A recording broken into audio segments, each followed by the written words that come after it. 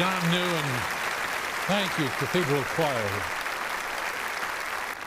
Thank you. It is a terrific honor to be here with you. I went to seminary not real far from here at Fuller Seminary in Pasadena.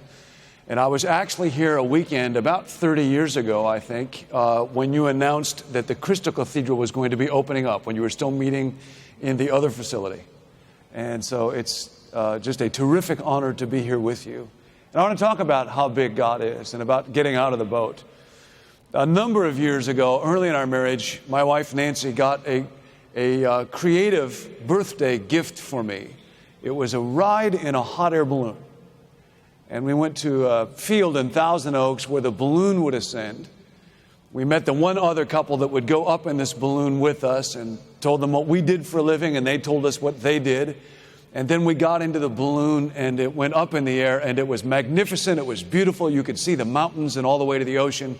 But I experienced one other emotion I had not anticipated. Anybody want to guess? Fear. Because the basket on at least this particular hot air balloon did not even go up this high. It barely went up to your knees. And one good lurch and you'd be thrown out of there. So I was not happy about this, and I looked over at my wife, and she doesn't like heights. She was more frightened than I was. I could tell because she was holding on to the ropes with white fingers. And I said, Nance, look behind you. There's horses down below. She loves horses. Nance, look at the horses. And she went, oh yeah, beautiful. Now, about this time, I decided I would like to get to know a little bit more about the guy who was flying this hot air balloon. Because I could try to convince myself that everything was going to be okay. I could try to drum up a good attitude. But the reality was we had placed our futures in the hands of the competence and the character of the guy who was flying this thing. So I inched over towards him and asked him what he did for a living and how he got started flying hot air balloons. I was hoping he would say that he was a neurosurgeon or something, and he used to be an astronaut, missed going out into space. And I knew we were in trouble when his response began, well, it's like this, dude, he said. He did not actually have a job. Mostly he surfed. And he said he got started flying hot air balloons because one time he'd been driving a pickup truck and his brother was in it, and he'd had too much to drink, and he crashed the truck, and his brother was hurt, and it gave his brother something to watch. My wife said to me, you mean to tell me we're up 1,000 feet in the air with an unemployed surfer who got drunk, crashed a truck, crippled his brother? And he said, by the way, I've never been in this particular balloon before, so if it's a little bumpy on the way down, you'll understand why. Now, at this point, the other couple in the balloon spoke. The wife said the only words that either of the two of them were to say the whole time. She looked at me and said, you're a pastor, do something religious. So I took an offering.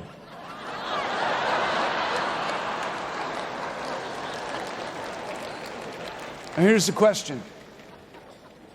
Can I trust the pilot? Because I can try to psych myself up. I can say, I believe 100 times a day. But the real question is there somebody flying this thing? This giant balloon that circles the sun every year. Is there somebody flying it? And can he be trusted?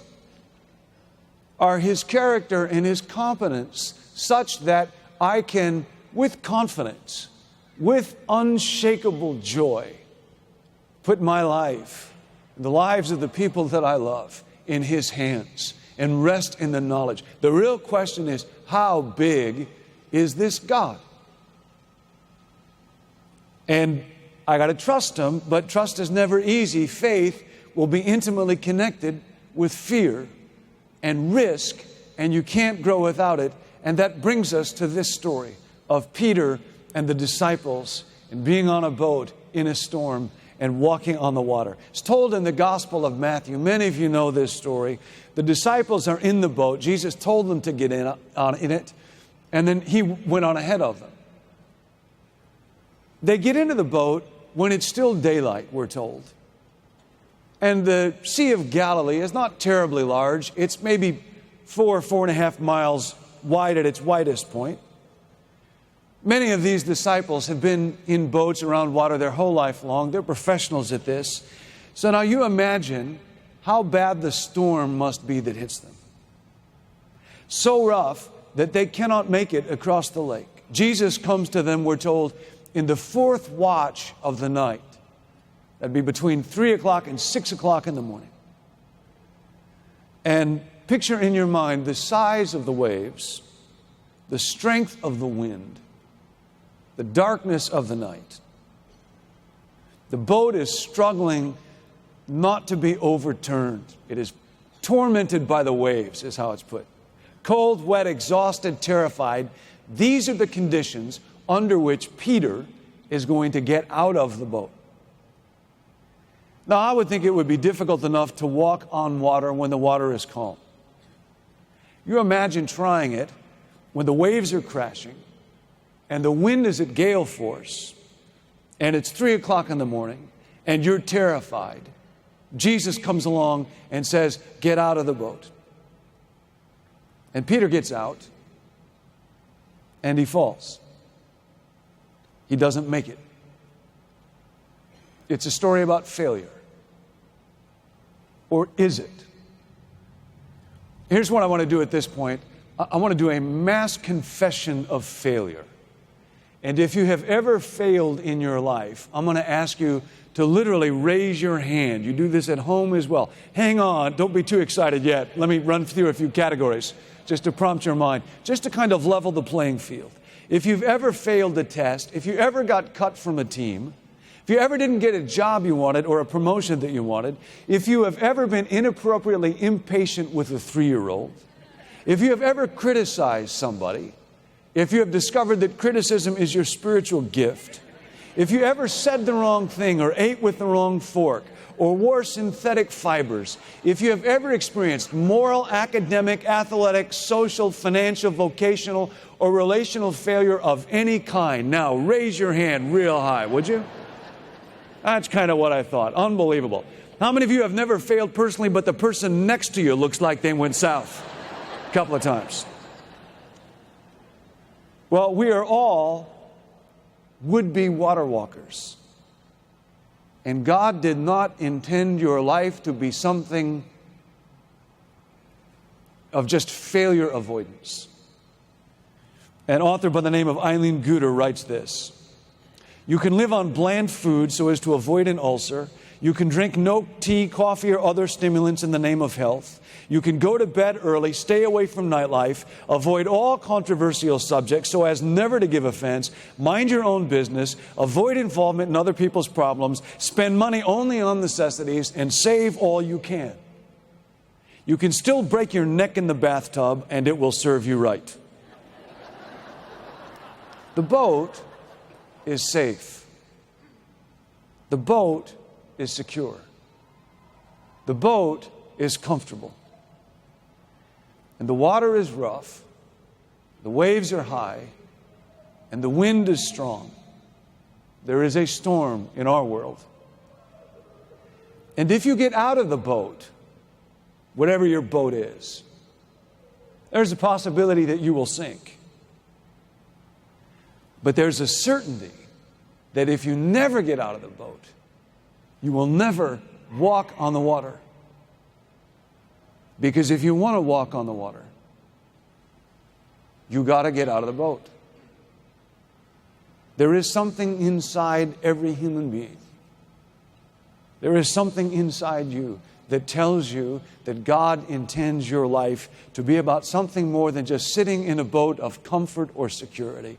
There is something inside you that wants to walk on the water, that calls you to leave the comfort of routine existence and abandon yourself to the adventure of following Jesus, of doing what it is that Jesus calls you to do that will be too big for you to do all by yourself.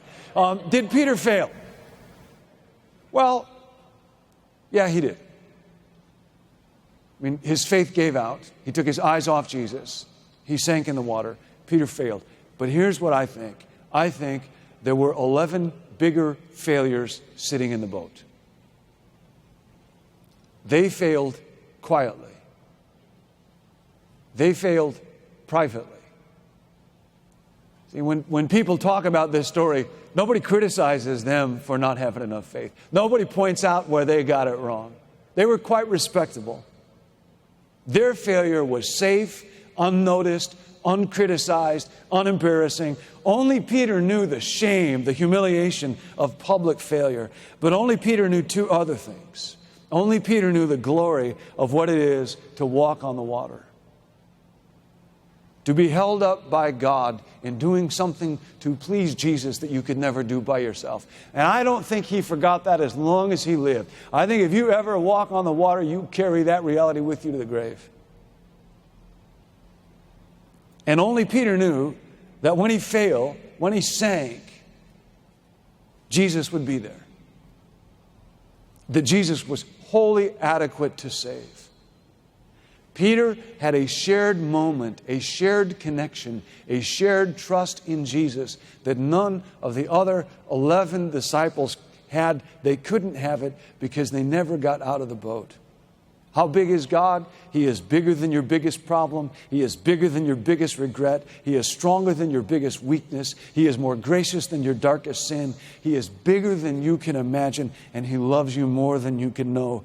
And He is still looking for somebody who will get out of the boat.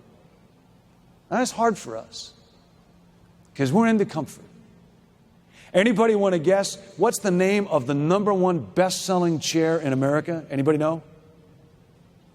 Lazy Boy. Not Risky Boy. Not Worker Boy. Lazy Boy. We want to come home and immerse ourselves in comfort. And we have a term for that also. We talk about that as vegging out. I just want to make myself as much like a vegetation, form of plant life as I can. And we have a term for people who do that in front of the television set. We call them couch potatoes in their lazy boys. Well, if you want to think about it this way, the 11 disciples were kind of boat potatoes. They did not want to run the risk or experience the fear associated with following Jesus that far. And churches can be full of what might be called pew potatoes. People whose religious faith is little more than kind of spiritual padding to add comfort in their lives. And Jesus is still looking for somebody who will get out of the boat.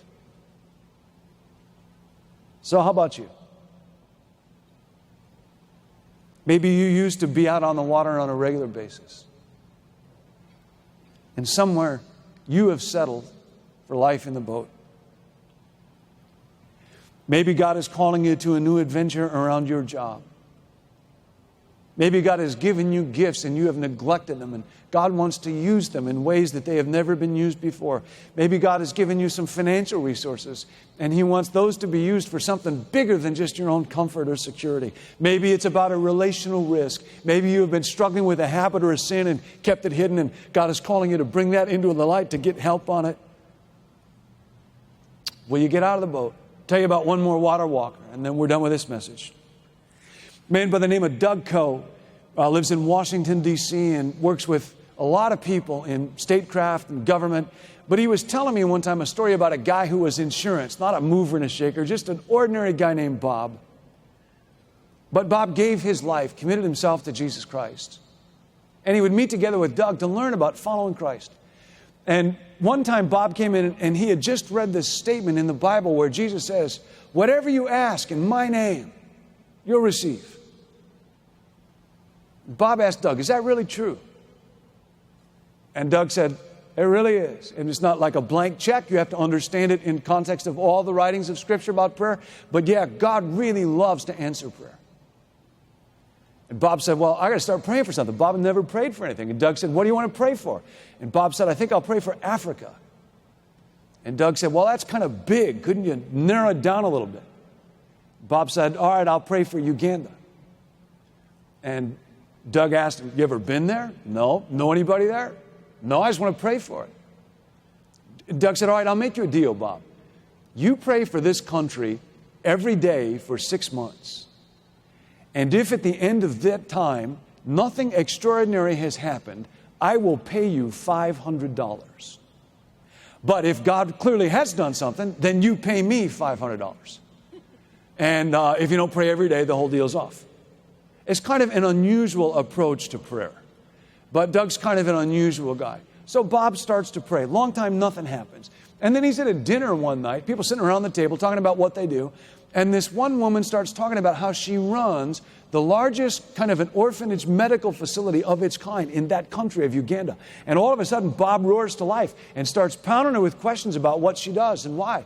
And she finally asked him, you're very interested in what I do. You've been to my country. No. Well, you know people in my country. No. Well, why are you so interested? Well, this guy's kind of paying me $500 to pray. And she said, would you like to come and see what I do? And he said, yeah.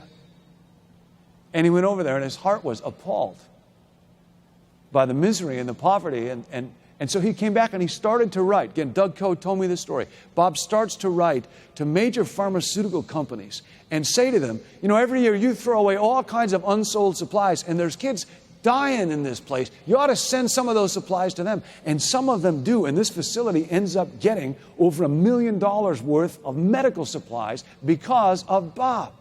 And they get back in touch with them and say, we want to celebrate what's happened, have a party, and we want you to be the guest of honor. Would you come back? And Bob says, sure. So he flies over there, and they have this celebration.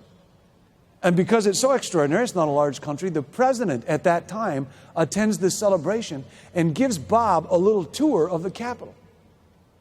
In the course of which they see a group of prisoners Bob asks about and is told they're political prisoners. And Bob says, oh, that's not a good thing. You shouldn't hold people for that. You ought to let them go. They finish the tour. Bob flies back home. Sometime later, Bob gets a phone call from a man who's with the U.S. State Department. Is this Bob? Yeah. Bob, you been to Uganda lately? Yeah. Bob, did you make any statement about, political prisoners? Yeah. What'd you say? Well, I said they ought to let them go. Guy from the State Department went on to say the U.S. government had been working for the release of those prisoners for years in vain, and they had just been informed that those prisoners had been released, and it was partly because of Bob. Hallelujah. Later on,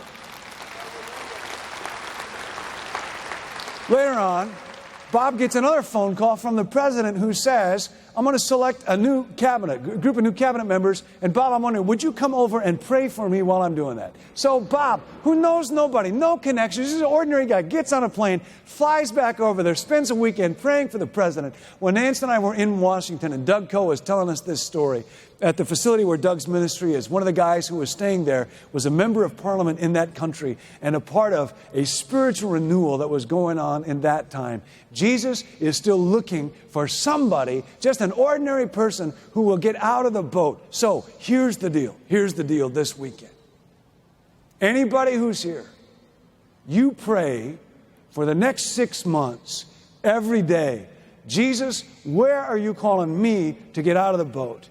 And if at the end of those 6 months, God has not clearly answered those prayers, if at the end of those 6 months, nothing extraordinary has happened, Dr. Schuler will pay you $500.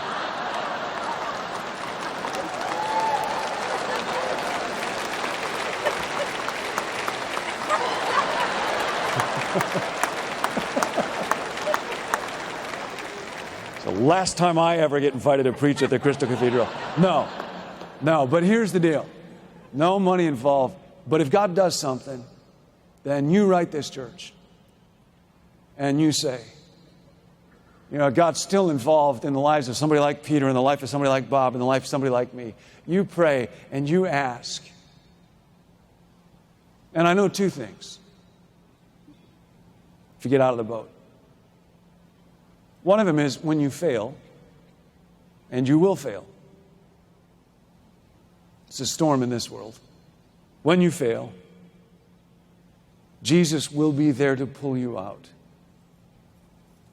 Jesus has lost none of his strength, none of his care. And the other thing I know is this. Every once in a while, you're going to walk on the water. You are going to walk on the water. But if you want to walk on the water, you got to get out of the boat. Thank you.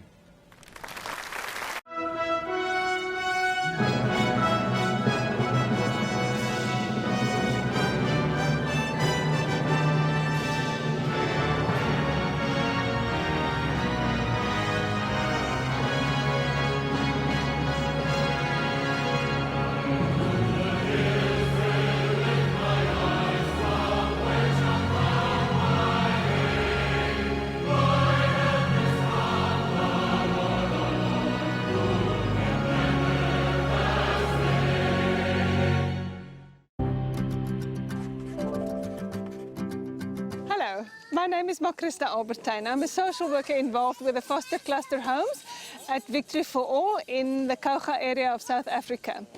I want to thank Hart vir Kinderen for what they have done for these children. I am extremely thankful for the change you have brought about in their lives and the future you have given them. Thank you.